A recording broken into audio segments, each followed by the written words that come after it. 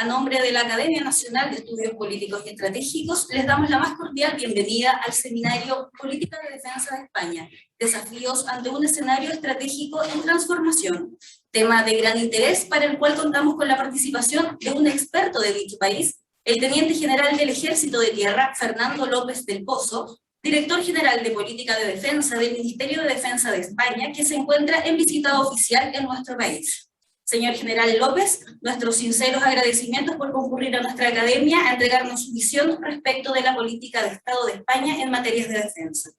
Saludamos también al director de la ANEPE, señor Jorge Robles Mella, al subdirector académico, señor Luis Farías Gallardo, y al jefe de la División de Relaciones Internacionales de la Subsecretaría de Defensa, George Brown McLean. Durante la exposición, los micrófonos y videos de quienes están conectados por la plataforma Zoom estarán apagados. No obstante, tendrán la posibilidad de realizar preguntas en el icono Preguntas y Respuestas, de manera que sus consultas pueden ser contestadas en la ronda de preguntas una vez finalizada la presentación del Director General de Política de Defensa. A continuación, dejo con ustedes al profesor de la ANEPE, señor doctor Jorge Gatica Borges, quien se desempeñará como moderador de este seminario. Doctor, por favor. Muy buenas tardes. Agradeciendo su presencia, quisiera partir diciendo que hablar de política de defensa en cualquier país del mundo es un desafío de la mayor importancia. Es sin duda alguna la política de defensa una política de Estado en su esencia, es decir, requiere consenso, pero también requiere mucha discusión, muchas definiciones y muchos acuerdos. Es por ello que trabajar en este tipo de decisión y en este tipo de análisis a través de la metodología de la política comparada es un muy buen ejercicio. Esta tarde vamos a escuchar el caso de España, que resulta particularmente interesante porque España tiene una estrategia de seguridad nacional, y fíjense por favor el detalle, habla de seguridad nacional sin ambajes, actualizada al año 2017, de la cual se decanta posteriormente la Directiva de Defensa Nacional, que es un documento de máximo planeamiento de la defensa en España, que fue actualizada el año 2020 y que es operacionalizada a su vez por la Directiva de Política de Defensa recientemente difundida. La estrategia de seguridad nacional, tal como se declara en el propio documento, es, comillas, el marco de referencia para la política de seguridad nacional, una política de Estado que parte de una concepción amplia de la seguridad.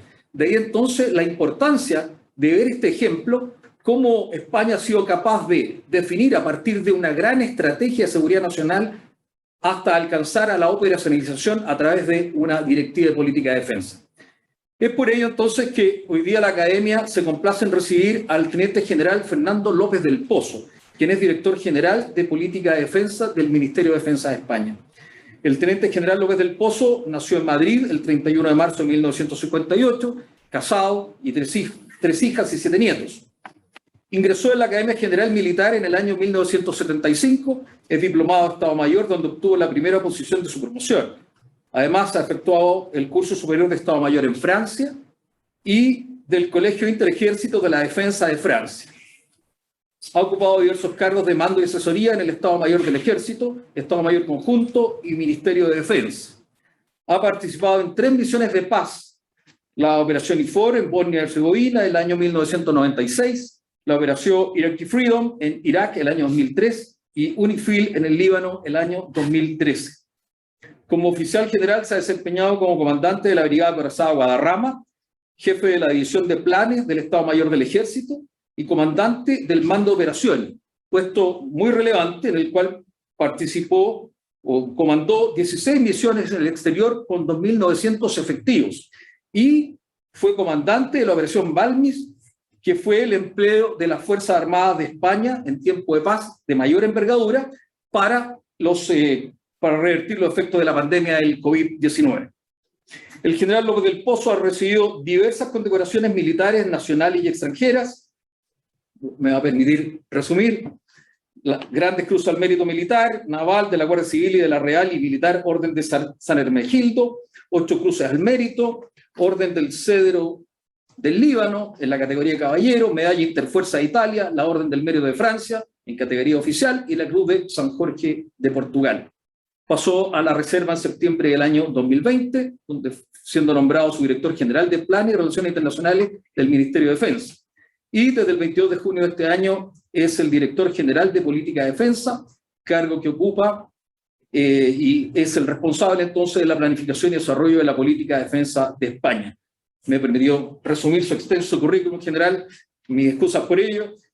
Entonces, un placer dejar con ustedes al general López del Pozo, quien va a referirse a la política de defensa de España, desafíos ante un escenario estratégico en transformación.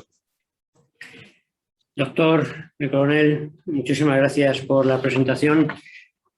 Además de este agradecimiento, lo hago extensivo a la Academia Nacional de Estudios Políticos y Estratégicos. Para mí, de verdad, es un honor, es un privilegio poder estar aquí hoy. Soy consciente de que la Academia es un centro de referencia de la comunidad civil y militar, de lo que debe de ser siempre la defensa, que es una comunalidad de esfuerzos para que la nación avance en el camino adecuado, y la función de divulgación, de docencia que realiza la Academia pues es importante, así lo veo, y agradezco la oportunidad que se me da de, pues aquí, ahora, tratar de explicar en el tiempo que se me ha dado cuál es el enfoque, la postura que tiene España con respecto a la política de defensa de una manera propia, directa, hispano-española, diría yo, y a través de las organizaciones a las cuales pertenecemos y en las cuales confiamos en una buena parte nuestra defensa. Muchas gracias. Muchas gracias al general Jorge Robles por la invitación y bueno, voy a empezar sin más porque me gustaría ser capaz de resumir lo que tengo aquí delante en un tiempo prudencial, de manera que hubiera oportunidad de que se me hicieran preguntas que siempre dan viveza al debate y suelen ser del mayor interés. Pues sin más voy a empezar, y voy a empezar con un párrafo que trata de definir de una manera resumida cuál es nuestra visión de la política de defensa y leo. España se ofrece al exterior como socio responsable y solidario, plenamente comprometido con la paz y la mejora de la estabilidad global. Ofrecemos un modelo propio y definido de seguridad que se asienta sobre el respeto a la soberanía de otros pueblos, la empatía en el trato con otras poblaciones y en la experiencia de más de 30 años de participación de nuestras Fuerzas Armadas en operaciones fuera del territorio nacional. Este es el índice, el esquema de lo que voy a abordar. El marco legal, el marco organizativo, el marco geográfico histórico. Pasaré a hablar de los grandes desafíos que tiene la política de defensa española por delante en relación con la OTAN, con la Unión Europea y con nuestra propia y particular situación. Y veremos a continuación, para terminar, cómo los abordamos en un sentido OTAN, en otro sentido Unión Europea y en el sentido propiamente hispano-español. Querré terminar con una referencia a lo que me trae aquí realmente, que es Chile, y cuál es nuestra visión hacia la realidad chilena de la defensa chilena. Importante, porque hay que decir que todo lo que voy a contar se circunscribe a eso, a política de defensa, y debe de ser interpretado en esa clave. Pues vamos con el marco legal. Importante, ahí he puesto 5 guiones y de los 3 primeros son leyes. Los 2 siguientes, Directiva de Defensa Nacional y de Política de Defensa del 2020 y una auténtica primicia, Estrategia de Seguridad Nacional 2021, que no está publicada todavía, Así que es verdad que lo que ha dicho el doctor, que nuestra Estrategia de Seguridad Nacional es la de 2017, es cierto, pero también es cierto que en los próximos días va a publicarse esta estrategia de seguridad en el 2021.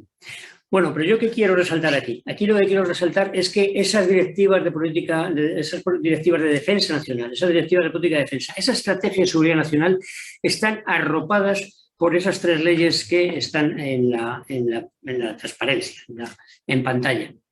porque es muy importante que al final la defensa nacional esté asumida por el órgano en el que recae la soberanía nacional, que no es otro que la Asamblea Nacional, las Cortes o el Congreso o como en cada sitio lo queramos llamar. Y estas leyes, la Ley Orgánica del 2005, la Ley de Seguridad Nacional del 2015 y la de la Acción Exterior del 2014, que son los tres primeros guiones, precisamente es lo que hacen. Y muy brevemente, dos ideas de cada una de esas leyes. La Ley Orgánica del 2005 fue absolutamente fundamental porque definió las misiones de las Fuerzas Armadas más allá de la misión que está en la Constitución española, que es la de garantizar la soberanía de la nación, que es, digamos, la misión tipo. Pero en esta ley orgánica se ampliaron esa gran misión, que sigue estando evidentemente, y se introdujeron la misión de colaborar con nuestros socios y aliados en la defensa, en su propia defensa, formando parte de una defensa colectiva.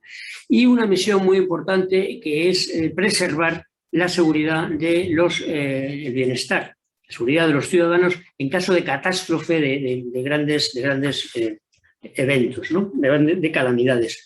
Misiones que no estaban así definidas, aunque las Fuerzas Armadas formaran parte de la respuesta en estos casos, ¿no? En particular de las emergencias.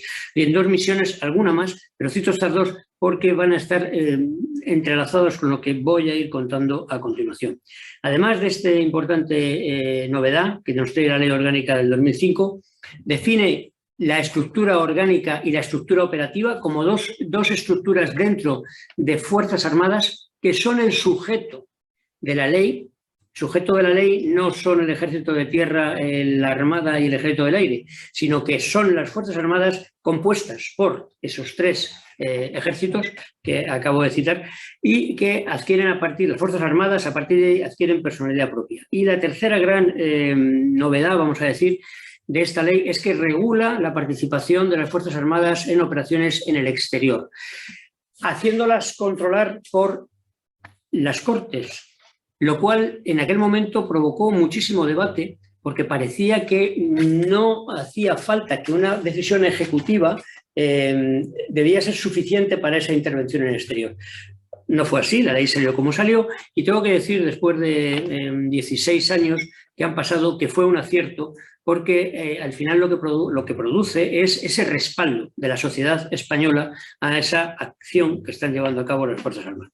Bueno, la ley orgánica, importante, muy rápidamente la de Seguridad Nacional avanza en el sistema global de seguridad nacional con todos los ministerios alrededor de ese sistema, tratando de hacer una acción concertada, define cómo tiene que ser la gestión de crisis y, por último, regula la participación de los recursos en la seguridad nacional. Esto hay que hacerlo porque en un momento determinado tienen que ser movilizables estos recursos y hace falta también una ley del más alto rango.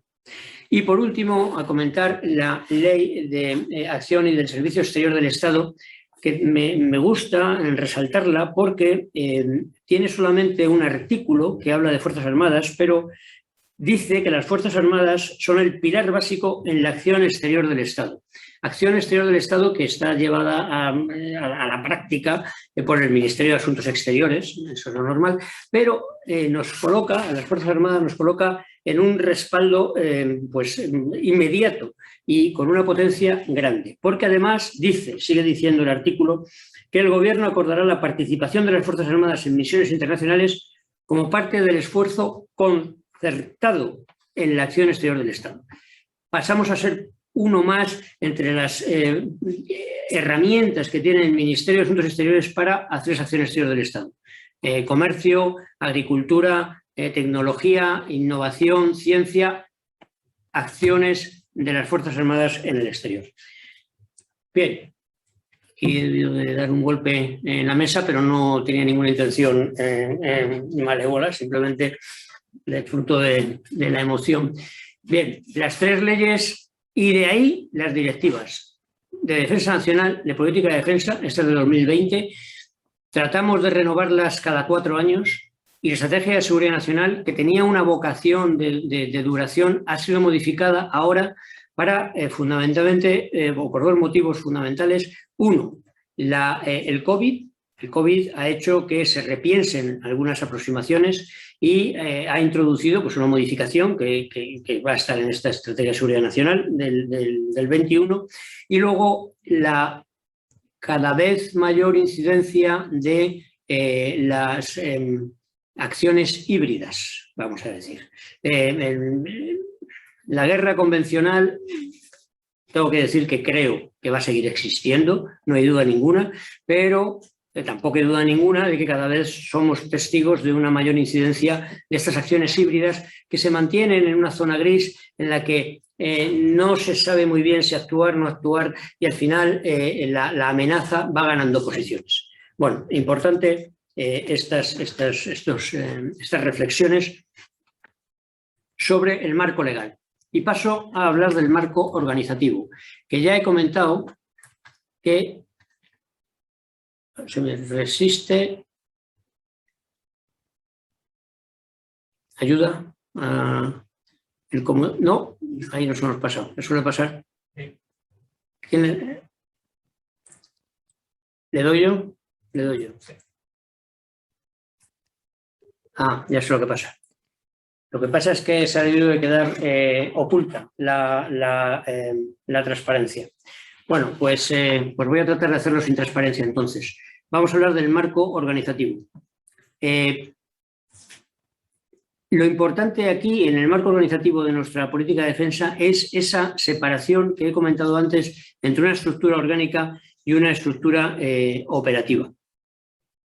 En la cabeza del sistema tenemos a Su Majestad el Rey, pero Su Majestad el Rey es una figura representativa que no tiene mando real, aunque nos complace siempre darle el título que le da la Constitución de mando supremo de las Fuerzas Armadas. Pero, aunque lo digamos, realmente el que manda las Fuerzas Armadas en España es el presidente del Gobierno, que lo que hace es la dirección estratégica de las operaciones. Por debajo del presidente del Gobierno tenemos a la ministra, en este caso, ministro de Defensa, que dirige la actuación de las Fuerzas Armadas. Y por debajo de esta línea política en la cual me encuentro yo, porque la Dirección General de Política de Defensa está en el Ministerio de Defensa, por debajo dos ramas, pido que se lo imaginen, esa transparencia o esa pantalla que no he podido poner, una orgánica, que la orgánica tiene al Ejército de Tierra, a la Armada y al Ejército del Aire, y que se dedica fundamentalmente a preparar a la fuerza, a motivar a la fuerza, a instruir, a dotar, a darle los materiales a la fuerza para que luego la pueda transferir al GEMAZ, que es el jefe de Estado Mayor de la Defensa, que es el que manda, el que dirige la estructura operativa. Y es el que opera, es el que actúa, es el que interviene, conduce, hace el seguimiento de las operaciones. Ese trasvase entre organización, estructura orgánica y estructura operativa es fundamental. No, yo creo, no sé, luego que me digan si he sido capaz de transmitirles la transparencia mentalmente, porque creo que va a ser suficiente. La tengo aquí. Bien, esa transferencia de la estructura orgánica a la estructura operativa o en España ha sido fundamental para potenciar las operaciones en el exterior. Porque es la forma en la que de verdad se materializa lo conjunto, tierra, mar y aire, y se opera de una manera integrada. Para operar fuera resulta realmente importante. Y la intervención de las Fuerzas Armadas en el exterior, los 30 años que he dicho antes, para nosotros ha sido realmente el salto de calidad de entre lo que teníamos y lo que tenemos ahora. Siempre mejorable. Bien, marco organizativo, estructura orgánica y estructura operativa. Marco geográfico histórico. Bueno, este es fácil y podía quizás habérmelo ahorrado. Voy a ir muy rápido para decir que España se parece a Chile en muchas cosas, pero hay dos que veo con claridad nítida. Una, nuestra cultura, nuestra forma de enfocar la seguridad internacional, en este caso de defensa. Y otra, geográficamente, somos dos países que estamos en un extremo, estamos en una zona pivotal en la que miramos hacia la izquierda y hacia la derecha y vemos grandes espacios. En el caso español, miramos a la izquierda y lo que estamos viendo pues, es el continente americano y particularmente nuestra vista va hacia el sur, por motivos históricamente fácilmente comprensibles, donde está, pues, evidentemente, Chile. Esa querencia hacia el oeste la hemos tenido desde 1492, básicamente, y sigue estando ahí pese a todo. Pero comparte nuestro interés con nuestra otra visión hacia el otro lado, hacia Europa, que siempre ya lo hacía en 1492 y lo sigue haciendo todavía con muchísima fuerza, nos atrae, pues porque es donde tenemos la comunidad cercana de intereses pues más clara.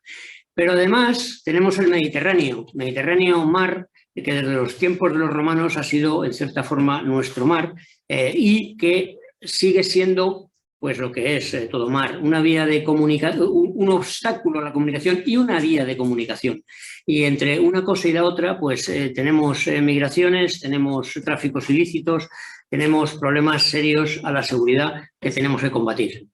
Tenemos la costa oeste del continente africano, el Sahel, zona que nunca ha sido de un enorme interés para España. Me estoy refiriendo al Sahel, siempre nos hemos quedado en la parte de Magreb, en la parte más inmediata, pero que va adquiriendo día a día importancia precisamente por la globalización y por esos flujos que he comentado a los que estamos sometidos. Y por último, la zona del Índico y asomándonos al Pacífico. Y Chile no nos sale en el mapa por la derecha, nos sale por la izquierda, pero al final se acaba enlazando con el Océano Pacífico. Y ahí estamos porque hay intereses nacionales, pero sobre todo porque el centro de gravedad internacional se está desplazando hacia ahí y nosotros con él. Importante y parte clave para entender lo que va a seguir a continuación, ¿no? Lo que sigue a continuación pues son los grandes desafíos. Los grandes desafíos para nuestra política de defensa. España tiene que hacer un equilibrio, tiene que mantener el equilibrio entre nuestra pertenencia a la Organización del Tratado del Atlántico Norte, a la OTAN, a la Unión Europea y, desde luego, a los intereses nacionales que, aunque coincidan en muchos casos desde el punto de vista de defensa con OTAN y con Unión Europea, no lo hacen a un 100% y hay que mantener una capacidad autónoma de defensa, pues por si acaso, ¿no? Nos gusta decir que estamos en la OTAN y somos de la Unión Europea y ese juego con el verbo ser y estar que nos da mucho margen en castellano, ¿no? En español, pues es una realidad aquí y se materializa de una forma clara. Bueno, pues voy a pasar por estos 3 capítulos, cómo vemos el desafío desde el lado de la OTAN, de la Unión Europea y desde el punto de vista estrictamente nacional. OTAN. Lo primero aquí que hay que mencionar es que estamos en un momento crítico o muy importante de la evolución de la Organización del Tratado del Atlántico Norte porque está a punto de producirse un nuevo concepto estratégico. Un nuevo concepto estratégico que debería de salir de la cumbre de la OTAN que está prevista que se realice en Madrid en junio del año 2022 y de esa cumbre debería de salir el concepto estratégico que se llamará probablemente de Madrid y que viene a sustituir al previo concepto estratégico que es el de Lisboa de 2010.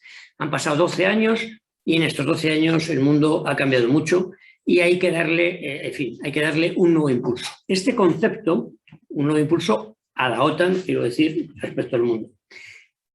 Pretendemos, ahí el desafío, pretendemos desde nuestra posición relativamente humilde, pero un poco favorecida por el hecho de ser anfitriones, pretendemos que dure, que sea un concepto que dure en el tiempo, que no sea superado a los 6 meses o al año, porque tiene una vocación de cierta permanencia, que cohesione a los aliados. Los aliados Los 30 aliados que pertenecen a la OTAN pues van desde los países bálticos hasta España, pasando, si nos miramos el mapa, pues por Turquía o por Noruega, en fin, y sin olvidar desde luego a Estados Unidos y a Canadá. Intereses variados, percepciones de la amenaza variadas. ¿Y cuál es la auténtica fuerza de la OTAN? La auténtica capacidad de disuasión de la OTAN es su cohesión. Es su artículo 5 que dice: si usted ataca a uno de estos, me está atacando a mí. La cohesión es la clave. Y el concepto de la cumbre tiene que salir esa cohesión precisamente. En ello estamos. Tiene que ser un concepto que introduzca todas aquellas nuevas amenazas, nuevos riesgos, nuevas situaciones que en el 2010 no estaban percibidas con la misma fuerza. Estoy pensando en cambio climático, estoy pensando en ciberseguridad. Es importante que estén ahí. Y luego tenemos particular interés en que no sea una cumbre que produzca un concepto que vaya contra nadie. No tiene que ir contra nadie, tiene que ir a favorecer la seguridad de los ciudadanos de los países que formamos la OTAN. No queremos que sea una cumbre contra, una cumbre pro seguridad. Bien, pues eso como líneas generales de la cumbre y un poco desbozadas, desgranadas aquí. Concepto estratégico 2022 va a favorecer, o vamos a pretender que favorezca, la seguridad humana en contraposición a la seguridad tradicional, la seguridad humana como concepto que se centra en el individuo, que pretende, que trata de favorecer su capacidad de desarrollo, que va a la libertad individual, al bienestar de las personas, al final de los que sustentan las organizaciones. Importantísimo, WPS, que es Women, Peace and Security, lo ponemos en corto, papel de la mujer fundamental. La influencia del cambio climático está ahí. Voy muy rápido. La relación entre la OTAN y la Unión Europea, fíjense, es claro, España, somos Unión Europea, estamos en la OTAN, tenemos que conseguir que las dos organizaciones caminen desde el punto de vista de defensa de la mano. No podemos permitir que haya ahí divergencias porque no, sería mortal, diría yo, para la propia existencia de España desde el punto de vista de seguridad.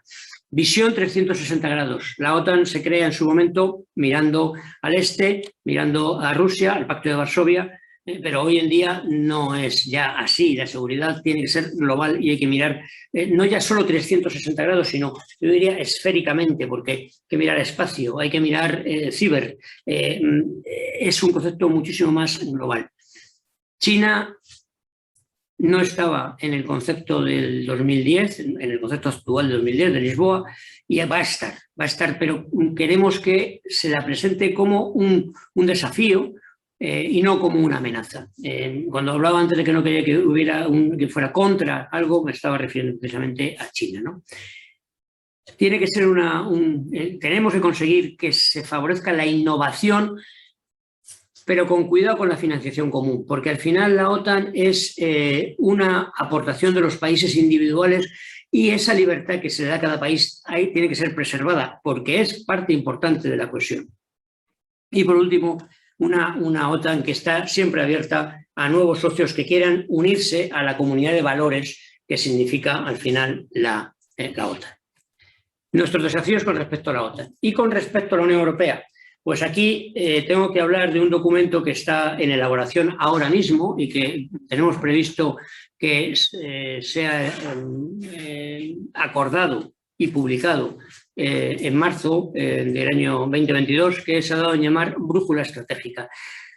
La brújula estratégica al final lo que pretende es fijar orientaciones políticas para avanzar en lo que ya en el 2016 definió la estrategia global de la Unión Europea para seguridad y defensa, que era, o es, mejor dicho, es un documento marco general, pero necesitamos, se ve claramente que hace falta un documento de un nivel un poco más inferior, que sea más accionable y que permita avanzar en aspectos concretos. En particular, bueno, hay que decir que hemos tomado parte muy activa y comprometida en la redacción de esa brújula estratégica que está en elaboración y que enfoca 4 grandes capítulos en los que se pretende que la Unión Europea mejore. El primero es la capacidad de actuar, es la gestión de crisis, es la capacidad de generar fuerzas, en parte militares, por supuesto, que intervengan en las crisis en un sentido, el sentido que se quiera, evidentemente, ¿no? No es hacer un ejército europeo, no es hacerle la competencia a la OTAN, es tener una capacidad de decidir, primero de conocer, luego de decidir, luego de actuar propia de la Unión Europea para escenarios muy determinados, muy concretos, entre los que no está la gran guerra, no está los conflictos de alta intensidad, no está la oposición a una invasión, vamos a decir. No, está concebido, pensado para poder actuar pues, en algo, por poner un ejemplo, como ha podido ser la evacuación de Kabul hace unos meses, que implicaba una securización de un aeropuerto, una capacidad de transporte de personal, lógicamente con la consiguiente capacidad de inteligencia alrededor. Bien, actuar.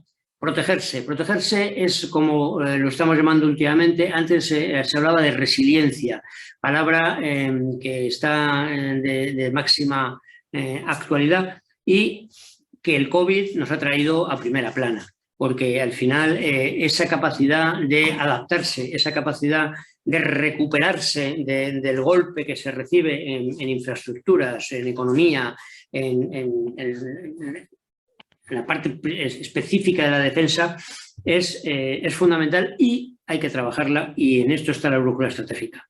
Invertir, ¿qué son invertir? Invertir son capacidades. Cada vez más la Unión Europea tiene que, y nosotros con ellos tenemos que avanzar hacia unas capacidades que estén lo más unificadas posibles, que sean lo más interoperables y que sean lo más comunes posibles. Cada uno de los 27 miembros de la Unión Europea, quizás no los 27, pero unos cuantos de entre ellos, pues tenemos nuestras particulares industrias de defensa. Industrias de defensa que lo que tienen que hacer es converger hacia algo que les permita beneficiarse de las sinergias mutuas y no competir entre ellas. Y por último, asociarse. La Unión Europea está abierta, no quizás al ingreso dentro de la Unión tiene sus condiciones, pero sí a asociarse con todo aquel país que en un momento determinado también, igual que pasará con la OTAN, comparta nuestra visión particular de valores. Y ahí la brújula estratégica va a hacer un esfuerzo por definir esos parámetros de forma que sea más fácil esa adscripción. Bien, particular esfuerzo, lo leo muy rápidamente, la libertad de actuación de la Unión Europea, ya la he mencionado, conocer, decidir, aportar, garantizar el acceso a los espacios comunes globales, estamos hablando de espacio, estamos hablando de seguridad marítima, absolutamente fundamental, lo estamos viendo ahora con los problemas de abastecimiento que estamos teniendo, ¿no? Yo creo que en todo el mundo. Bueno, pues es algo que hay que atender, lo que hemos dado en llamar agenda futura, cambio climático, mujer, paz y seguridad, ciberseguridad, ya lo he mencionado, ahí la Unión Europea también tiene que decir cómo lo ve. El refuerzo de vínculos con Iberoamérica, importante, va a estar ahí. Nosotros vamos a hacer todo lo que podamos para que Iberoamérica, Latinoamérica, Hispanoamérica, me da igual, pero o Sudamérica, me da igual. Esa visión hacia el oeste es importantísima y para la Unión Europea lo es porque en su conjunto también es pivotal entre Asia-Pacífico y el continente americano en su generalidad, ¿no? Y por último, la cooperación permanente estructurada, PESCO. ¿Qué es esto? Pues esto es que al final ponerse de acuerdo entre 27 es difícil. Pero ponerse de acuerdo entre grupos dentro de esos 27 para llevar a cabo determinadas actuaciones no es tan difícil. Y esta cooperación estructurada de esta manera, por grupos que lanzan un proyecto de tipo industrial o de tipo conceptual y a un grupo de países, no los 27, sino un grupo de países selectos para avanzar en la unión, en el progreso de esa Unión Europea, es algo lanzado ya hace unos años, pero absolutamente fundamental y que creemos que hay que potenciar lo más que se pueda. Hemos visto la OTAN, hemos visto la Unión Europea y vamos a hablar rápidamente de la Directiva de Defensa Nacional y Estrategia de Seguridad Nacional 2021, los desafíos de España como España, ¿no? O desafíos de España directamente en la parte autónoma. Nosotros no nos olvidamos de que nuestra principal función sigue siendo el artículo 8 de la Constitución, la defensa de la soberanía, el proteger a nuestros conciudadanos, el darles ese marco de seguridad que necesitan, y eso está ahí en la parte alta del frontón. La disuasión sigue siendo fundamental. Necesitamos, aunque nos apoyemos en la OTAN y en la Unión Europea, necesitamos medios propios y la defensa nacional va a seguir potenciándolos. Y esa palabra que aparece ahí, integrar, porque es hasta cierto bueno, es una línea clara de actuación por nuestra parte el hacerlo, integrándonos en las organizaciones internacionales, por una parte, e integrando las capacidades nacionales en todos los dominios internamente, ¿no?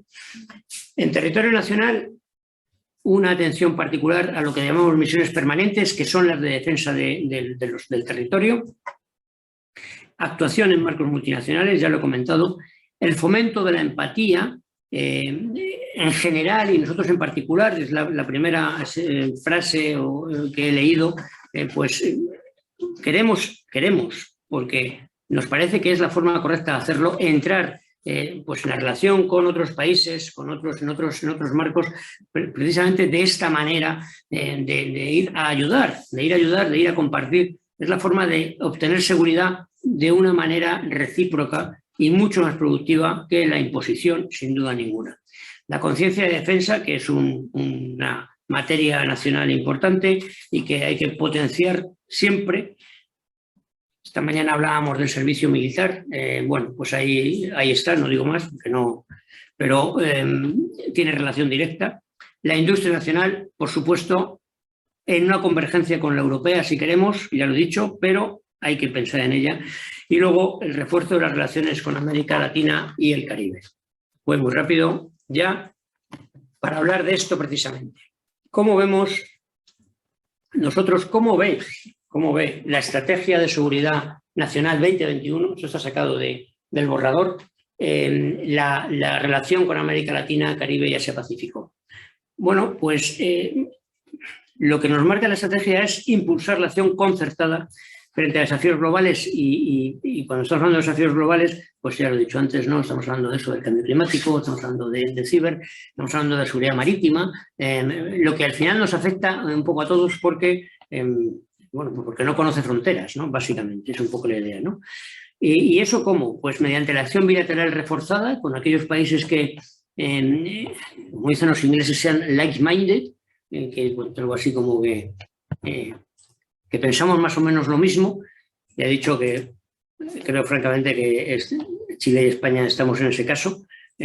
Bueno, pues esa acción bilateral, favoreciendo la actuación en foros regionales, cumbres iberoamericanas en general, y ofreciéndonos o siendo puente, allá donde se quiera y cuando se quiera, entre esa América Latina y Caribe y Europa en sus dos vertientes, OTAN y Unión Europea.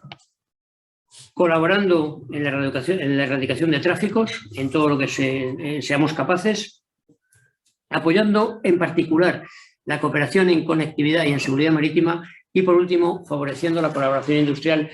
Ahí he puesto 3 países, hay más, está Singapur, está Corea. Bien, España tiene unas conexiones, las que tiene, yo diría que no son espectaculares, pero ahí están, con países del Indo-Pacífico que desde luego vamos a intentar potenciar.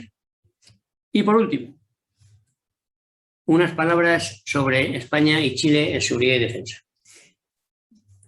Tengo que decir, y no lo he puesto ahí porque vengo aquí y sé el foro en el que estoy, no es así, es verdad, lo puedo demostrar, si alguien me puede dar fe. Es Chile un país de interés prioritario para España, está puesto y nos lo creemos. Intentamos, bueno, pues favorecerlo. Excelentes relaciones históricamente, de siempre, más o menos intensas, es verdad, porque porque estamos muy lejos. 14 horas me ha costado venir en el avión. Bueno, es así, no tiene remedio, ¿no? Eso no vamos a cambiar. Pero el corazón está bastante más cerca. El protocolo de cooperación entre los dos ministerios de defensa es del año 97 y a partir de ahí solo se ha visto un incremento de nuestras relaciones. Ahora mismo tenemos tres citas pendientes por culpa del COVID, fundamentalmente. Tenemos una comisión mixta. La comisión mixta es la comisión de más alto nivel para pactar las actividades bilaterales. Es la comisión de nivel Ministerio de Defensa, cae en mi lado precisamente, en la DIGEMPOL, pero participan todos los ejércitos y esa la tenemos pendiente. Esperemos que pueda ser llevada a cabo en el 22. Estados Mayores Conjuntos también tiene pendiente su reunión que debería haber sido en el 19, creo recordar, se pasó al 20 y estamos, o en el 20, perdón, se pasó al 21 y vamos a dejarla para el 22, espero que sí, y de Estados Mayores Navales. 3 citas pendientes. Cooperación acentuada. Hay muchísima cooperación, tanto en formación como en doctrina, como gestión de catástrofes, como en inteligencia militar y como en ciberdefensa, y son áreas todas ellas a potenciar. Un particular agradecimiento por nuestra parte al apoyo que siempre recibimos de Chile con nuestra campaña Antártida. España monta dos bases, una apoyada por el ejército, la Gabriel de Castilla, y otra por Carlos I, y para acceder a ellas siempre el apoyo de Chile pues es imprescindible y altamente valorado, y además puedo dar fe personalmente porque lo disfruté hace ya unos años, que tuve la inmensa suerte de que me llevaran como ayudante a visitar la Gabriel de Castilla. Y por último, la cooperación industrial, tanto en tierra como en mar, como en aire, como en espacio, sector que está realmente en explosión, diría yo, y al que España le está cada vez prestando más interés, tratando de hacerlo en el marco de la Unión Europea, pero realmente impulsándolo con fuerza. Bueno, espero haber sido sintético y haber dejado tiempo para las preguntas. Si de verdad es hasta y cuarto, tenemos la media hora y estoy a su disposición. Muchas gracias. Bueno, general, agradezco en nombre de la audiencia esta interesante y amplia información que nos ha entregado. El problema es que cuando usted entrega tanta y tan buena información, surgen muchas preguntas. Bueno, así es que yo creo que vamos a tener tiempo para tratar de responder la gran cantidad de preguntas que están siendo de alguna manera procesadas por 2 profesores, de forma tal de hacer converger las preguntas y resumir un poquito esta instancia. Así que le pido la disculpa que no pueda personalizar las preguntas que se hacen, porque como les decía, están siendo refundidas por 2 profesores. La primera, general, es ¿cuál es la posición española respecto de las demandas marroquíes sobre Ceuta y Melilla? Y si ustedes evidencian alguna posibilidad de un conflicto respecto a ello. Vamos a ver. Ceuta y Melilla son 2 ciudades españolas. Podemos terminar aquí la respuesta, porque lo demás es deducible. He tratado de explicar, en fin, cuál es un poco nuestra posición con respecto a la soberanía, y siendo ciudades españolas, pues poco más hay que hablar. ¿Un conflicto con Marruecos por Ceuta y Melilla? No, creemos que vaya a ocurrir, francamente. Nosotros no vemos en Marruecos una amenaza, en Marruecos lo que vemos es un socio que lo es y además que tiene una potencia enorme. Somos vecinos y esto es lo de siempre de qué pasa con los vecinos. Estamos condenados a entendernos.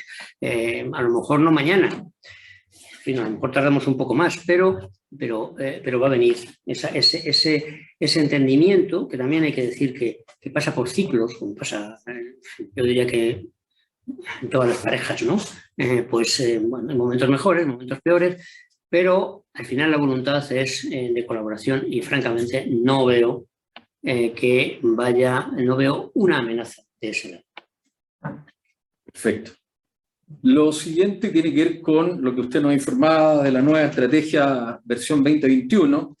La pregunta es, ¿cuál es el modelo de desarrollo de capacidades que ustedes tienen previsto para enfrentar estos conflictos híbridos? Bueno, ahí la respuesta tiene que ser un poco la del libro, porque no hay una respuesta particular a enfrentar las amenazas o los conflictos híbridos.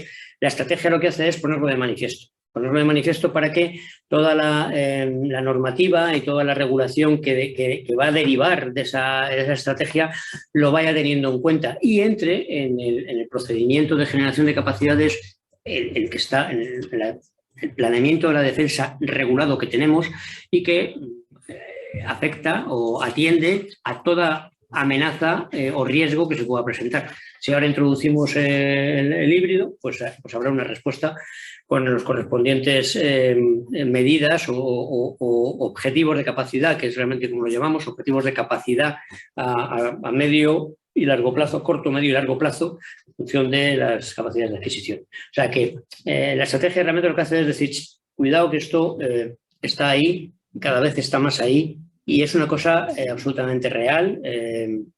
No tenemos más que mirar al Donbass, ahí a Ucrania, ¿no? Que es un modelo clarísimo de guerra híbrida. Pues, en fin, eso es aquí. He contestado. Perfecto, sí. General, la otra pregunta que tiene que ver con lo que usted planteaba con relación a las operaciones con la OTAN y la Unión Europea. Un cuestionamiento recurrente es la capacidad de integración tecnológica real que existe entre España y el resto de los socios de la alianza. Digamos. ¿Qué tan avanzada está esa integración tecnológica y qué niveles de capacidad real operacional tienen a partir de las diferencias que tienen cada uno de los países? Vamos a ver, yo diría que la OTAN produce muchos beneficios. Uno incontestable, que es su capacidad de hacer interoperables, de estandarizar a los ejércitos que forman parte de la alianza. Esto no es un proceso de hoy para mañana, es un proceso que he vivido personalmente, como poco a poco, a través de los STANAG, famosos, los Standardization Agreement, van poco a poco conformando y haciendo que efectivamente se mantengan unos niveles de tecnología, de interoperabilidad, que hace que la tecnología que se tiene, en el nivel que se tenga, pues pueda encajar perfectamente como si fuera un puzzle, ¿no? Que va entrando. Dicho esto, tecnológicamente, pues depende de lo que estemos hablando. España tiene unos niveles tecnológicos, bueno, pues claro, es que está mal decirlo, que lo digo yo, pero son que nos permiten codearnos perfectamente con los países que tenemos alrededor. Claro, ahí cuando hablamos de la OTAN, pues hay mucha diferencia. Tenemos los bálticos, que precisan que la alianza les proporcione la defensa de su espacio aéreo, porque realmente no son capaces de dársela a sí mismos. Ahí España, desde hace ya varios años, aportamos un slot de 4 meses del año al año pues para esa defensa. Damos un escuadrón de Eurofighter o de un escuadrón, menos que un escuadrón, 4 aviones normalmente, con alguno más digamos, de respaldo, para favorecer esa defensa, ¿no? Bueno, pues pasamos de esa capacidad que estoy diciendo ahí, que es una carencia más que una capacidad, a Estados Unidos. Evidentemente es la noche al día, ¿no? Pero tenemos esa capacidad, tenemos la capacidad de integrarnos. Aquí aprovechando, no sé si tendré la pelea, pero aprovecho para contar algo que contamos siempre, porque hay cierta nube, cierta bruma alrededor, ¿no? Que es, con respecto a OTAN, el famoso Investment Pledge, la petición de inversión, que en un momento determinado se fijó que tenía que tender al 2% de los presupuestos. Eso, en la era de Trump, se manifestaba de forma enérgica, como hacía en las cosas, y muy taxativa. Hubo ahí un famoso momento con la canciller Merkel, cierta tensión ahí, porque hubo cierta... Bueno, ¿a qué voy? Voy a que España no cumple ese compromiso del 2%, sí cumple el compromiso de tender hacia el 2%, pero vamos francamente lentos, ¿no? Pues hay que decirlas. Pero el compromiso tiene tres partes. Tiene el compromiso del cash, la C, del dinero que se dedica en el presupuesto nacional a defensa, pero tiene también la otra C, que es la de capacidades, que la nación pone en la bolsa, vamos a decir, de la OTAN, y ahí somos un buen alumno. Y tiene la otra C, que es la de commitments, la de aportaciones a las operaciones, en la cual no solamente somos un buen alumno, sino que somos un alumno aventajado.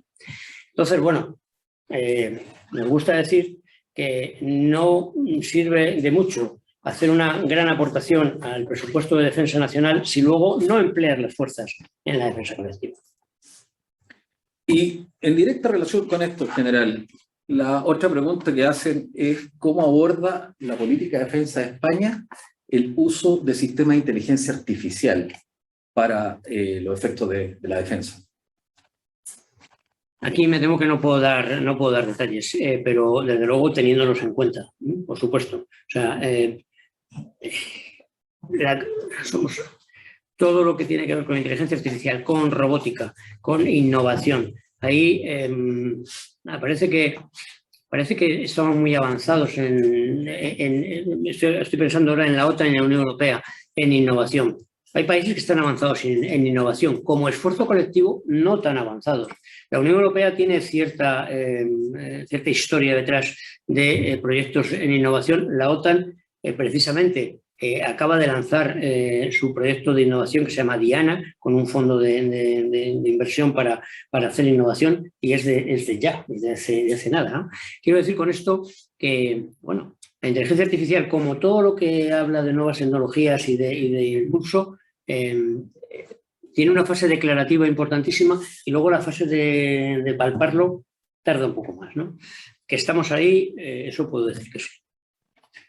Nos saca un poquito el tema de tecnología, general. Sí, en la década de los 80 se hizo muy popular la teoría de la securitización, ¿cierto? De la escuela de Copenhague, Busan, de Wilde y otros, que de alguna manera ponía en entredicho el uso de las Fuerzas Armadas en funciones que no eran propias de la defensa y que de alguna manera también planteaba entre comillas, el mal uso de los instrumentos de poder de los estados.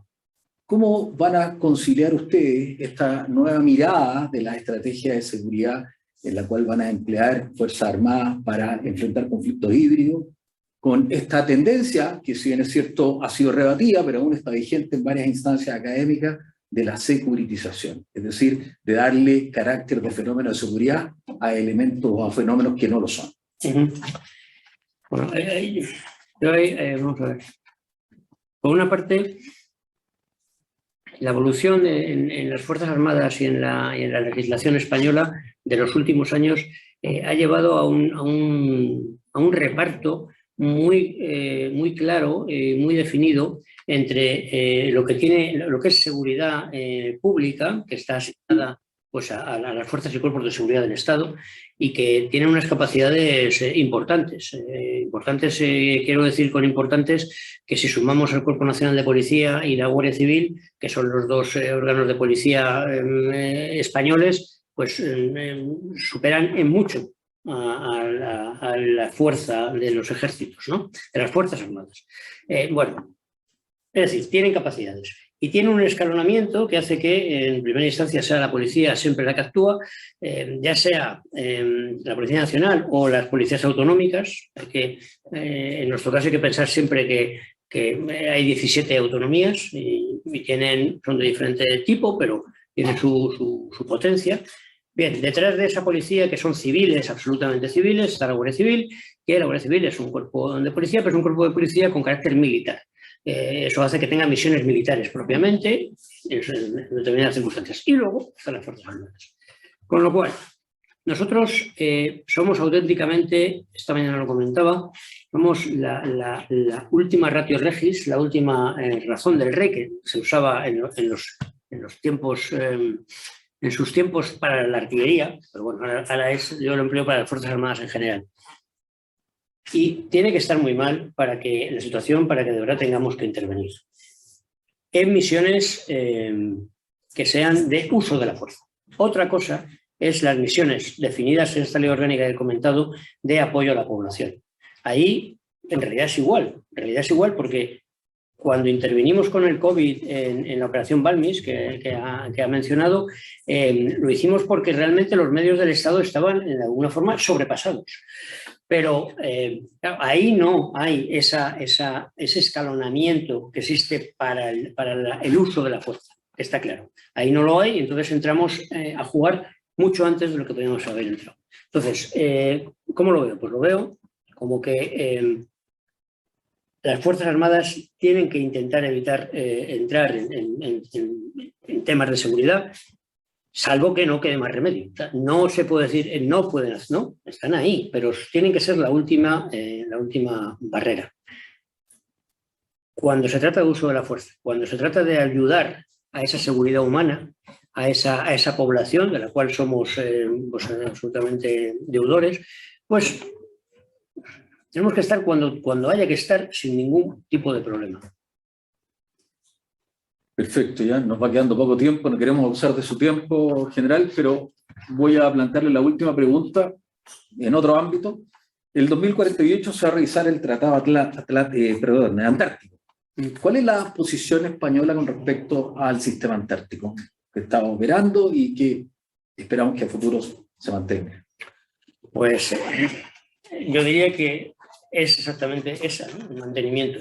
Nosotros, la aproximación en general a los Global Commons es que se mantengan como tales, ¿no? Ahí se plantea muy interesante espacio está por regular todavía. Y nos gustaría precisamente que fuera algo similar a lo que ocurre con el Tratado Antártico. No, hay que intentar evitar la politización, la utilización partisana, ¿no? de esos bienes que al final pues son globales. Por razón geográfica, por razón histórica, pues hay países que tienen una responsabilidad, vamos a decir, en ese cuidado especial, ¿no? Vamos a decir. Pero bien, una cosa es en el beneficio de todos, ¿no? Es un cuidado, pero al final en el beneficio de la humanidad, así lo diría yo. Perfecto. Bien, hemos terminado después de una hora. Muchísimas gracias por la interesante información que nos ha entregado, por la claridad y también por la honestidad de su respuesta. De verdad ha sido un ejercicio que, como ya lo decía hace un rato, nos sirve para nosotros que estamos todavía con temas en debate. Hay ciertos temas que aún no están cerrados y que, por cierto, la mirada sobre España nos permite, nos aclara, nos da ideas, nos ayuda en desarrollar estas ideas que estamos todavía aún tratando de consolidar para poder sacar adelante una estrategia nacional de seguridad en Chile. Sin más, le doy el espacio a la conductora. No, cierro. Bien, agradeciendo entonces en nombre del director de la Academia Nacional de Estudios Políticos y Estratégicos, general Jorge Robles, y de todos los miembros de la Academia, al general Fernando López del Pozo, su presencia esta tarde, y nos deja con muchas dudas, y que lo que es muy bueno, quiere decir que, insisto una vez más, ha entregado muchísima información que nos hace reflexionar al respecto. Así que muchísimas gracias y muy bienvenido cuando quiera a esta academia. Muchísimas gracias, ha sido un placer y bueno, estoy a su disposición para seguir hablando cuando quiera. Muchas gracias.